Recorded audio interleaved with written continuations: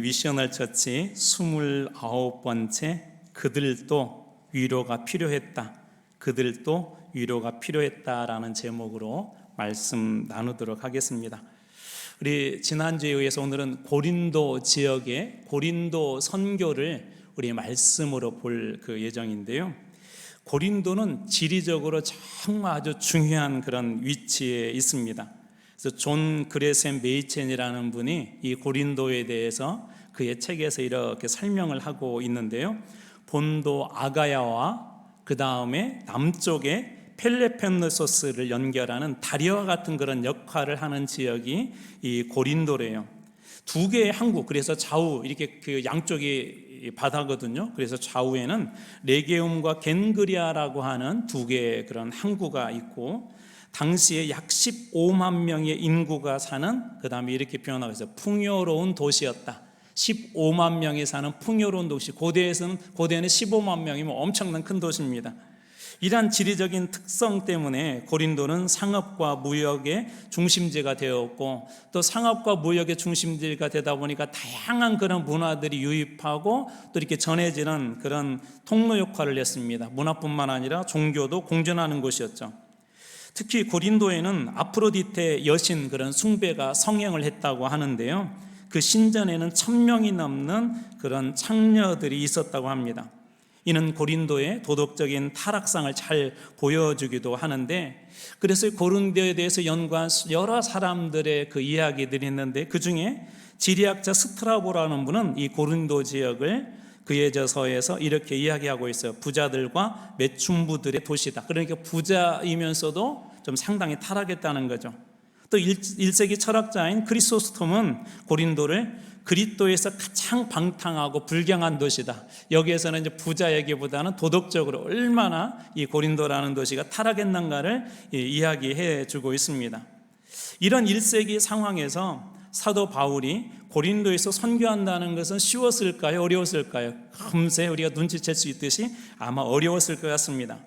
이런 고린도에 도착한 그런 바울의 마음이 어떠했는지, 그가 얼마나 이 고린도 선교를 하면서 힘들었는지를 알 수 있는 말씀을 그가 고린도 교회에 보낸 첫 번째 편지에서 알 수가 있는데요. 고린도전서 2장 3절입니다. 내가 너희 가운데 거할 때에, 고린도의 지역에 거할 때 약하고 두려워하고 심히 떨었노라 라고 이렇게 이야기하고 있어요. 고린도 지역에 선교할 때 어땠다고요? 약하고 두렵고 심히 떨었다. 그런데도 이 사도 바울은 이 고린도 지역에서 선교를 무려 오늘 본문의 말씀 18장 11절에 이만큼이나 했다고 기록하고 있는데요. 1년 6개월을 고린도에 머물며 그들 가운데서 하나님의 말씀을 가르쳤다라고 이야기합니다.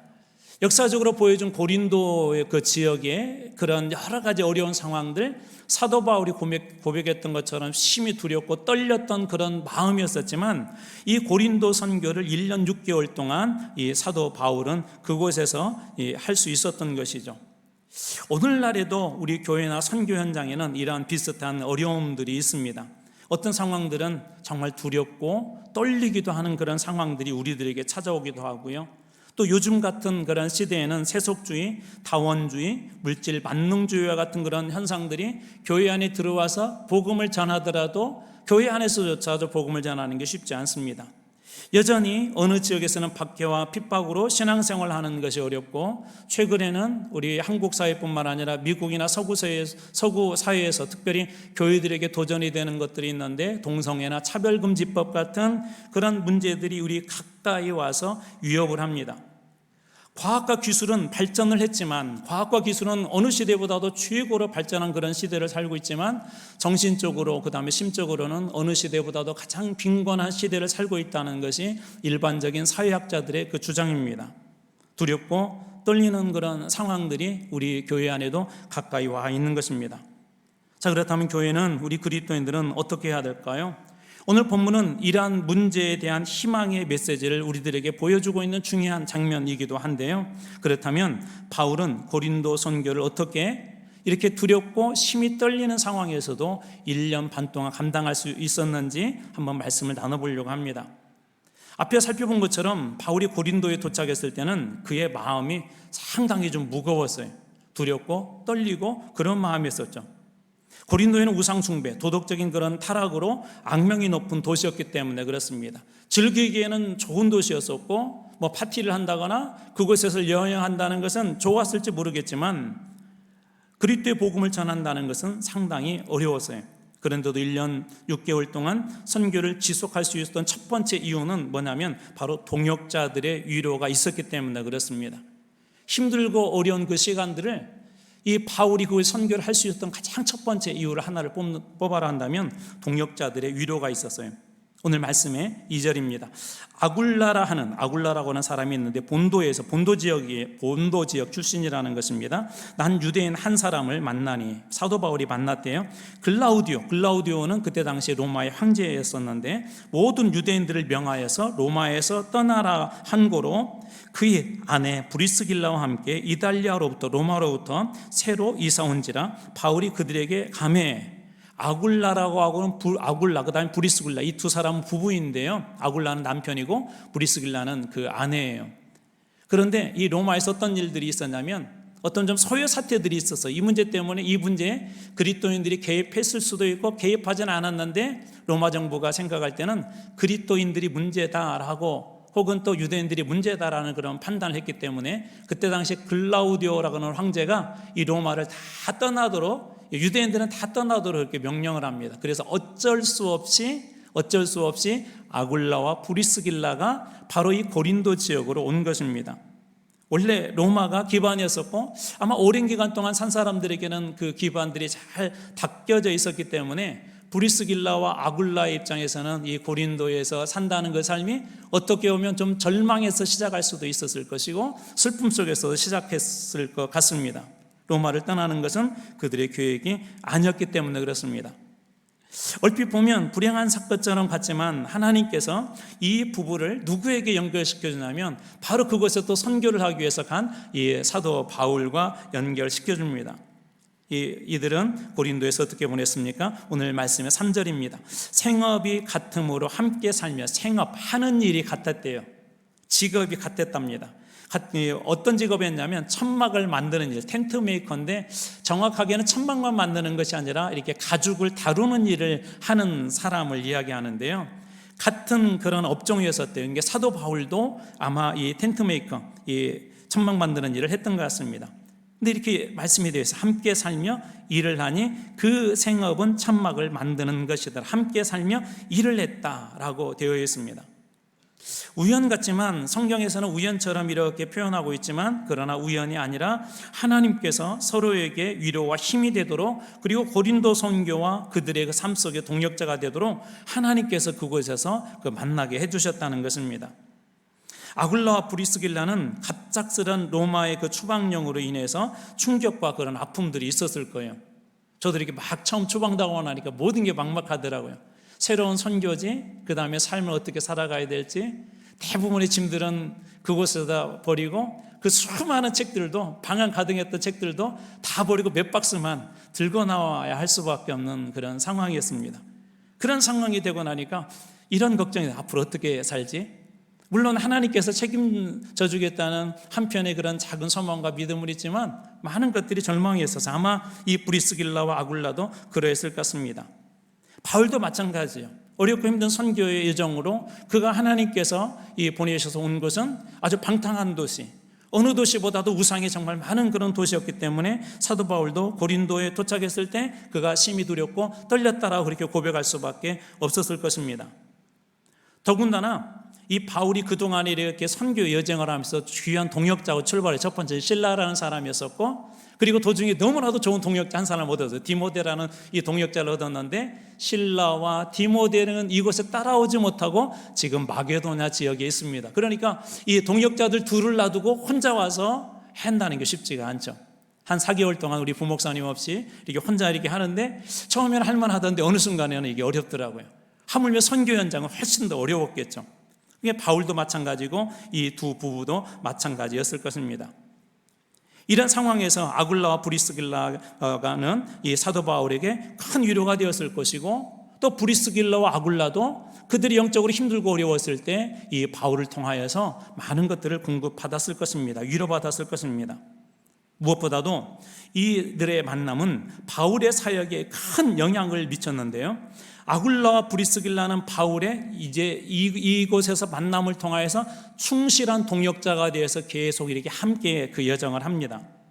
오늘 우리가 읽지는 않았지만 18절의 앞부분입니다. 바울은 더 여러 날 머물다가 형제들과 작별하고 배를 타고 수리아로 떠날 때 말씀이 이렇게 해요. 브리스길라와 아굴라도 함께 하더라. 선교의 여정에 브리스길라와 아굴라도 함께 한대요. 그뿐 아닙니다. 이 부부의 이름은 계속해서 성경에 등장하는데요.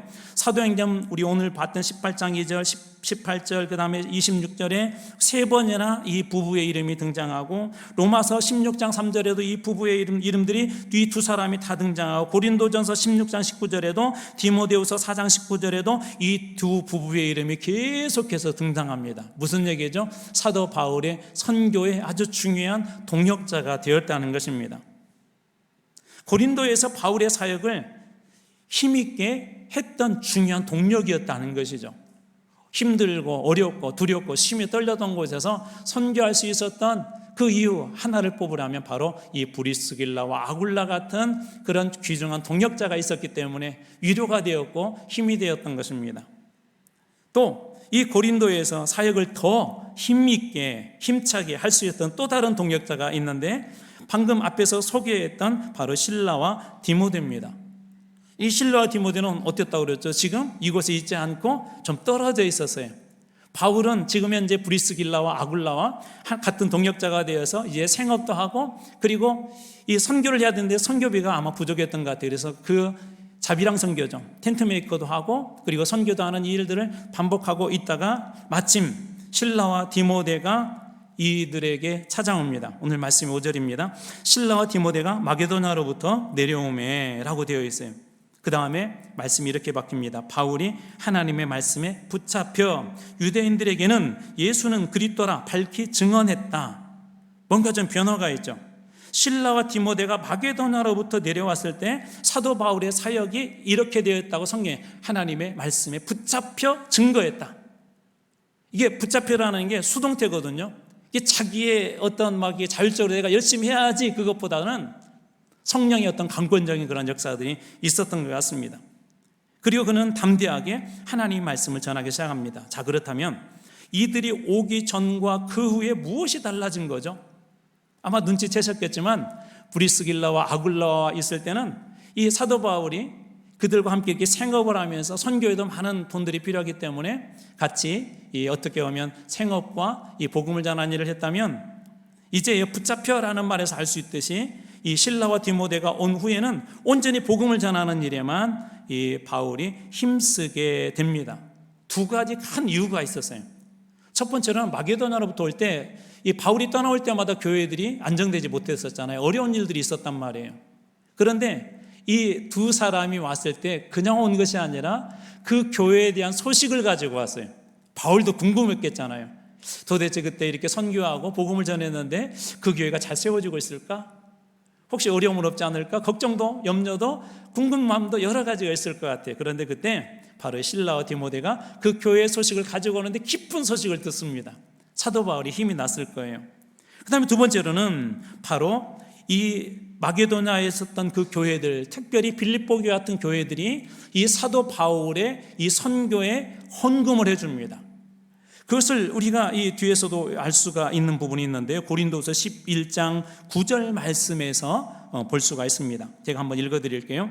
또 내가 너희와 함께 있을 때, 고린도에 있을 때 비용이 부족하였으되 아무에게도 누를 끼치지 아니하였음은 말씀이 이렇게 이어져요. 마게도냐에서 온 형제들 실라와 디모데가 나의 부족한 것을 보충하였다. 마게도냐 지역 빌립보 교회 같은 교회들이 헌금해 준 그 선교 헌금으로 이 선교지에서 선교를 계속할 수 있었다는 것이죠.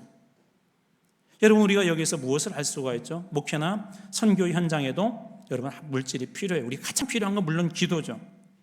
가끔 우리가 이렇게 하면 많은 분들은 믿음으로 이렇게 이야기해요. 돈이 뭐가 중요해? 기도가 중요하지. 여러분에게도 한번 질문해 볼까? 한번 대답해 보세요. 돈이 중요해요? 기도가 중요해요? 조금 곤란한 대답이죠. 남 얘기일 때는 보통 이렇게 기도가 중요해요. 근데 내 얘기로 바뀌면 그래도 속으로 돈이 중요해. 그렇게 이야기합니다. 그러면서 이렇게 기도는 열심히 해라고 그렇게 이야기해요. 그런데 이렇게 하셔야 돼요. 선교사님은 기도가 중요해야 돼요. 선교사님은. 대신 교회는 그 선교사님이 그 선교에 지장이 없도록 그 물질에 대한 그 문제 때문에 거기에 자꾸 함몰되어서 선교에 지장하지 않도록 선교에 붙잡혀서 하나님 말씀에 붙잡혀서 선교할 수 있도록 교회는 지원을 해주는 거예요. 후원을 해주는 거예요. 그래서 저희들도 가끔 선교사님이 어렵다고 하면 교회 요청을 하고 여러분들 요청하는 이유가 바로 그런 것 때문에 그래요. 선교사님은 선교 사역이 중요하기 때문에 말씀에 붙잡히고 기도하는 일에 온전히 올인하고, 교회는 선교사님이 물질적인 그런 문제에 대해서 걱정하지 않도록 그 부분을 잘 채워주는 게 바로 교회가 해야 될 일이라는 겁니다. 사도 바울 같은 이 선교사도 한번 보십시오. 그가 말씀에 붙잡혀서 하나님 말씀에 붙잡혀 선교를 하게 된 중요한 이유 중에 하나가 바로 이런 물질의 문제도 있었던 것이에요. 그래서 바울 같은 위대한 선교사도 동역자가 필요하고 위로의 말들이 필요하고 물질이 필요했던 것입니다. 그것이 채워졌을 때 선교와 복음에 그가 집중할 수 있었던 것입니다. 바울이 디모데후서를 썼을 때 이때 당시에 이 사도 바울은 어디에 있었냐면 로마에 있었거든요.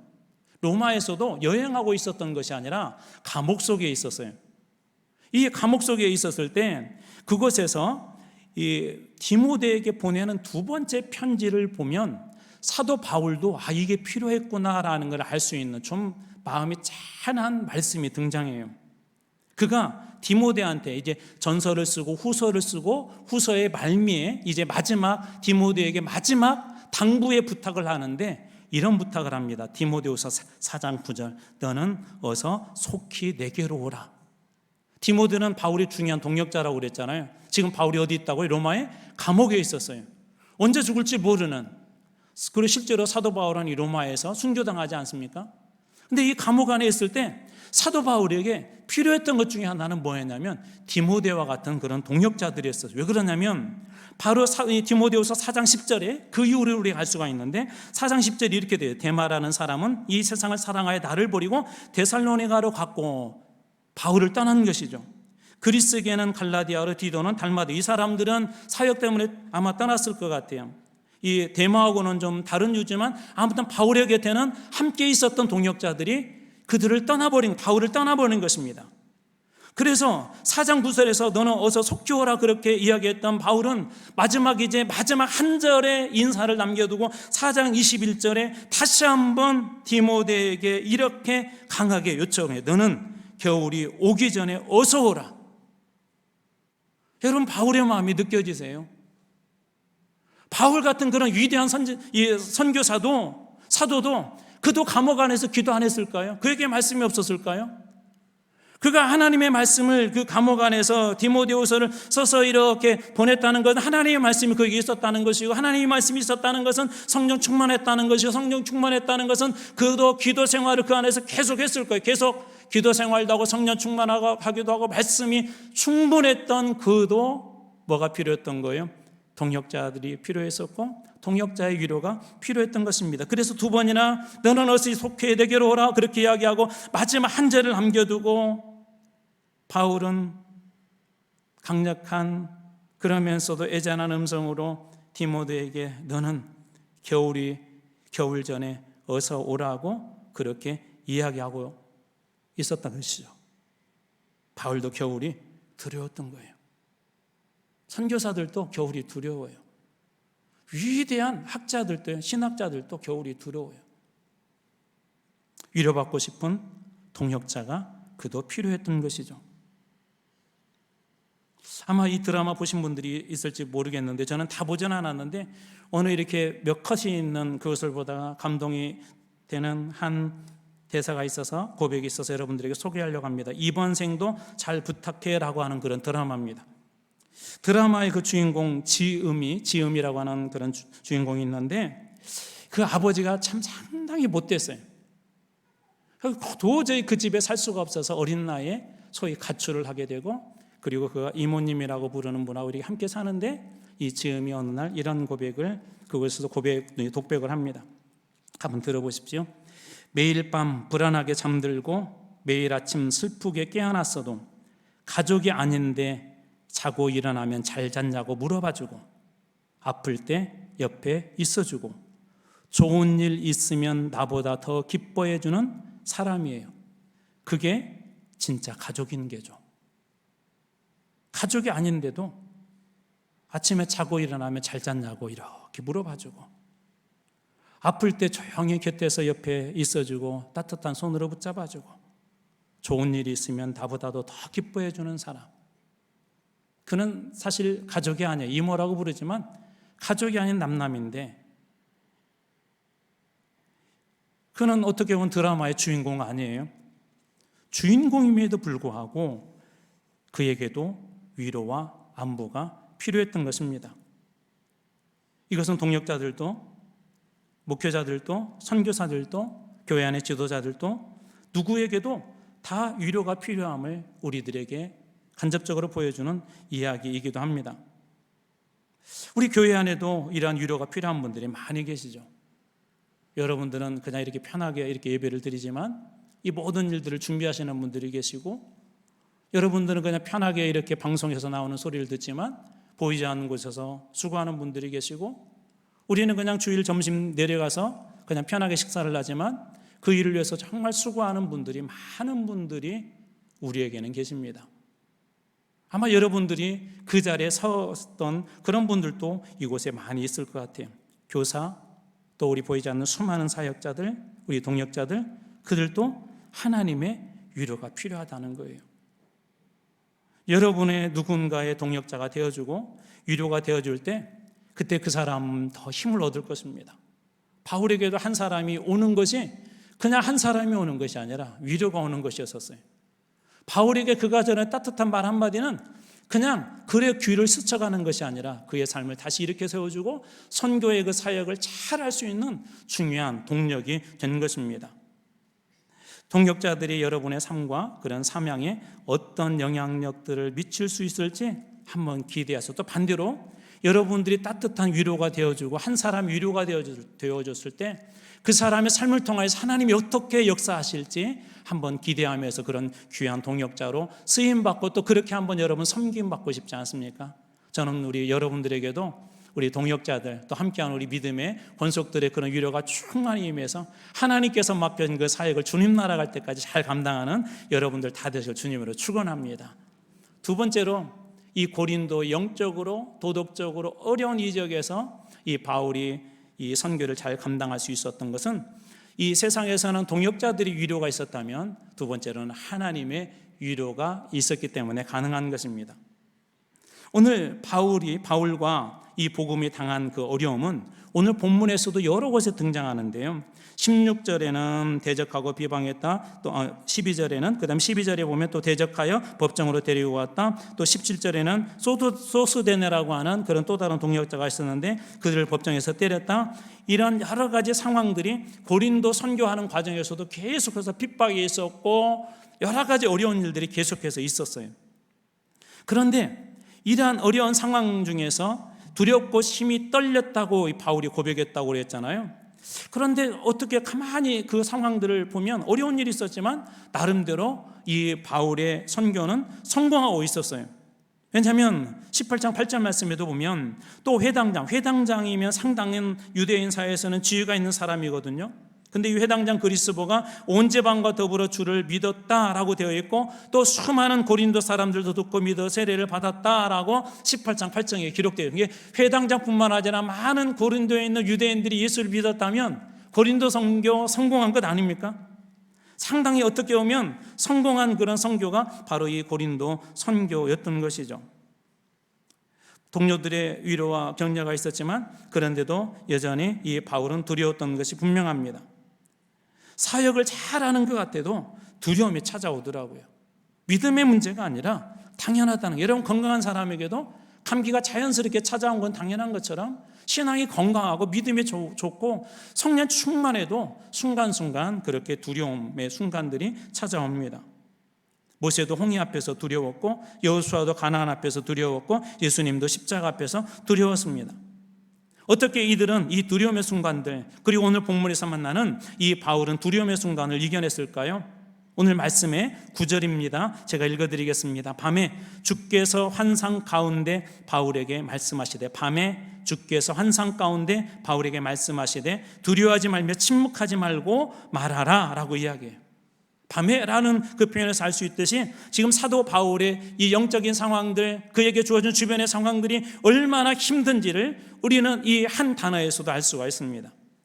그리고 주님께서 그 바울에게 말씀하셨어요. 방금 전까지만 해도 어떻게 됐다고요? 8절에 그 회당장이 믿고 수많은 고린도 사람들이 믿었대요. 그러면 얼마나 기쁘고 얼마나 즐겁겠어요. 그런데 그 마음속에 두려움했던 게 분명한 게 뭐냐면 바로 이 9절 말씀 때문에 그래요. 뭐라고 말씀하신다고요? 밤에 주께서 환상 가운데 바울에게 말씀하시되 두려워하지 말아라, 침묵하지 말아라. 바울아, 두려워하지 마, 침묵하지 마. 하나님께서 그에게 다가오셔서 위로해 주신 거예요. 한 성인 여자 성도분이 계셨는데 평생 자기 자신은 부족하다고, 연약하다고, 쓸모없다고 그렇게 자책하며 살았어요. 도대체 그 이유를 몰랐어요. 어느 날 성인이 되어서 한 말씀의 집회에 참석하게 되었는데 그때 하나님께서 그날 그곳에서 환상 중에 한 그림을 생각나게 해주셨어요. 어렸을 때 아버지로부터 받았던 그 수많은 학대들이 쌓이고 쌓여서 스스로 자기는 아무것도 할 수 없는 부족한 인생이라고, 그것이 자기의 정체성인 것처럼 평생을 그렇게 살았습니다. 그런데 그날 하나님께서 그녀에게 찾아오셨고 그날 그렇게 말씀하셨어요. 너는 부족한 아이가 아니야. 그때 8살, 9살 된 아이에게 이미 20, 30년이 지난 한참 시간 뒤에 그의 인생은 이제 완전히 쓸모없는 인생인 줄 알았는데 하나님은 여전히 그녀를 버리지 않고 찾아오셔서 그날 8살, 9살 된 아이에게 너는 내 아버지가 말한 것처럼 그런 불행한 인생이 아니야. 쓸모없는 인생이 아니야. 내가 얼마나 너를 사랑하는 줄 아니? 이 한마디의 말이 그동안의 모든 아픔과 모든 고통들을 다 쓸어내려 버렸고 이분은 그곳에서 다시 하나님께 주신 큰 은혜의 자리에 설 수 있게 됐다는 그런 간증입니다. 하나님의 위로가 그도 필요했던 것이죠. 복음을 전하는 곳에 수많은 선교사님들 보면 늘 하나님의 위로가 있었어요. 여러분이 잘 아는 리빙스턴은요, 힘들고 어려울 때마다 여러분들이 잘 아는 이사야 41장 10절 말씀으로 하나님이 위로해 주셨대요. 두려워하지 말라. 내가 너와 함께함이라. 놀라지 말라. 나는 내 하나님이 됨이라. 내가 너를 굳세게 하리라. 참으로 너를 도와주리라. 참으로 나의 의로운 오른손으로 너를 붙들리라. 그 말씀이 위로가 되었대요. 중국 선교 위대한 선교사인 허드슨 테일러 역시도 그 사역에서 수많은 어려움을 겪고 있을 때 시편 46편 10절 말씀이 위로가 되었대요. 너희는 가만히 있어 내가 하나님 됨을 알지어다. 그 말씀이 위로가 되어서 다시 선교를 할 수 있었다고 합니다.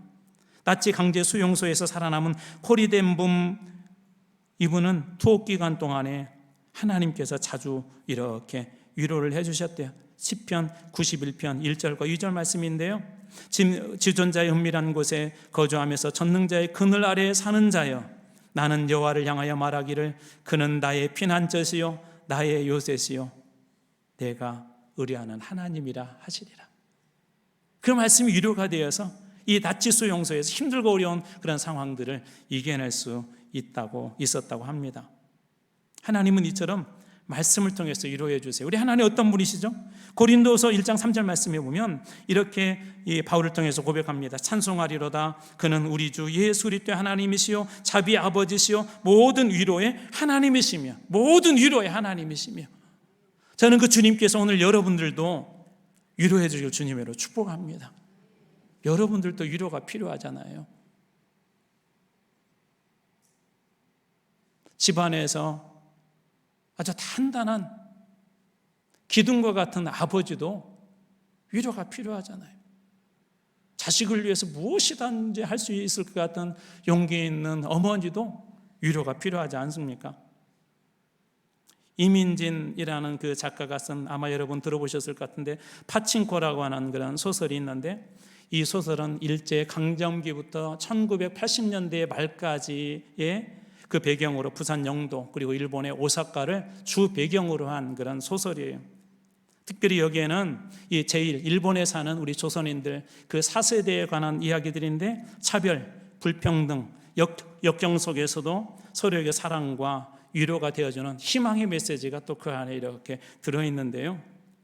제1동포로 산다는 것이 얼마나 힘든지, 당시 조선인으로 삶이 얼마나 힘겨운지 주인공 선자의 아들 노아는 이렇게 말합니다. 조선인으로 살아온 삶이 시커멓고 묵직한 바위덩어리처럼 가슴에 걸려있다. 가슴에 묵직한 바위덩어리처럼 조선인으로 살아온 그 삶이 걸려있대요. 이런 형편에서도 많은 사람들은 여전히 그 땅에서 희망을 찾고 있었는데요. 백요섭이라고 하는 이분은 사고가 났어요, 어느 날. 그래서 죽음의 시간들을 이렇게 기다리고 있는데 그때 창호에게 이렇게 이야기를 해요. 난 아직도 천국이 있다고 믿어. 그 많은 일이 있었는데도 예수님을 믿어. 큰 사고를 당해서 가족에 대한 상당히 책임감이 있는 사람이에요. 그래서 가족을 어떻게든 책임지려고 하고 가정에서도 또 신앙적으로도 늘 흔들리지 않는 그런 분이었는데 큰 사고를 당했어요. 그런데도 여전히 천국이 있다고 믿으면서 예수님을 믿는다고 하면서 그곳에서 희망을 찾으려 합니다. 많은 사람들이 이 차별과 역경 속에서 상처를 입었지만 누군가의 상처를 대신 안아주려고 하는 그런 사람들도 있었는데요. 소설 속에 에스코라고 하는 이 사람은 누구냐면 모자수라고 하는 사람의 연인이었어요. 근데 그 모자수의 아들 솔로몬을 데리고 일정한 나이가 되면 일본인이 아니기 때문에 그 외국인 그 등록을 해야 되는데 그때 상당히 좀 모멸감이 있는가 봐요. 그때 그 작가는 그 장면을 이렇게 묘사하고 있습니다. 삶에는 모욕당하고 상처받는 일들이 너무 많았고 에스코는 자기의 몫을 감당하기 벅찼다. 하지만 이미 수많은 지옥에 쌓여있는 처지이면서도 에스코가 수많은 지옥에 쌓여있대요. 그런 처지이면서도 솔로몬의 치욕을 가져다가 자신이 떠안고 싶었었다. 자기가 사랑하는 그 연인 모자수의 아들 솔로몬이 받을 그 치욕을 할 수만 있으면 내가 받고 싶다라고 그렇게 이야기합니다. 치욕과 상처를 본인이 떠안으려고 했던 것이죠. 이런 마음과 사랑은 차별과 역경 속에 살아가는 우리 동포들에게, 교포들에게 큰 위로가 되었을 것입니다. 저는 개인적으로 이 중에서 하나 마음속에 들어온 장면이 하나 있었는데 에스코의 딸 하나가 에이즈에 걸려서 병원에서 죽어가고 있을 때 일입니다. 그때 그는 홀로 병원에 침대에 누워 있었고 에이즈라는 그런 병이었기 때문에 사회적으로 지탄받는 병이었기 때문에 그는 그곳에서 죽음을 기다리면서 희망도 잃어가고 외롭고 힘든 에이즈와의 그런 싸움을 하고 있었습니다. 우리나라도 마찬가지였을 거라고 생각하는데요. 간호사들조차도 그녀에게 다가가는 것을 두려워했고 그럼에도 불구하고 그때마다 토요일마다 이 솔로몬의 할머니 선자와 그리고 이 경이가 그녀를 찾아와요. 선자와 경이는 그녀를 위해서 늘 기도해 줬죠. 그런데 그때 이 하나가 뭐라고 얘기하냐면 이런 얘기를 해요. 예수님 그런 것 이해하지 못해. 아플 때 어루만져주는 사람이 있는 것은 신성한 일이야. 거룩한 일이야. 자기는 예수님 뭐니 그거 잘 모르겠지만 아프고 힘들 때 다가와주고 위로해주고 만져주고 하는 일들은 본이 볼 때는 정말 거룩한 일이라는 거예요. 간호사들조차도 망설였던 그녀에게 찾아와 기도해주고 손을 어루만져주고 열이 오르면 이마에 물수건을 올려주는 이런 친절한 행동에서 에이즈라고 하는 절망적인 병, 세상에서 지탄받는 병, 죽음의 순간을 기다리는 마지막 인생을 가는 사람에게는 이들의 위로가 상당한 힘이 되었던 것입니다. 그러한 그녀조차도 누군가의 사랑과 위로가 필요했던 것이죠. 세상에는 다양한 사람들이 있는 것 같아요. 건강한 사람도 있고 아픈 사람도 있고 희망을 가진 사람도 있고 희망을 잃어가는 사람도 있고 믿음이 좋은 사람도 있고 믿음이 없는 사람도 있고 다윗 같은 사람도 있고 사울 같은 사람도 있고 그러나 그들의 삶이 어떠하든지 믿음이 많고 적음의 문제가 아니라 그들도 다 위로가 필요했던 것입니다. 아버지들도 우리 어머니들도 그리고 우리 자녀들도 아무런 걱정 없이 살아가는 그 모든 사람들에게는 위로가 필요합니다. 이 땅을 살아가는 모든 사람들에게 가장 중요한 시기에 그리고 어느 때보다도 위로가 필요할 때가 있습니다. 엘리야도 로뎀나무 아래서 하나님의 위로가 필요했고, 다윗은 광야의 삶에서 하나님의 위로가 필요했고, 오늘 본문에서 만난 바울 선교사 역시도 그도 위로가 필요했습니다. 그는 누구보다도 탁월한 선교사였고 믿음의 사람이었었고, 누구보다도 하나님을 사랑했으며 영혼을 사랑했던 사람입니다.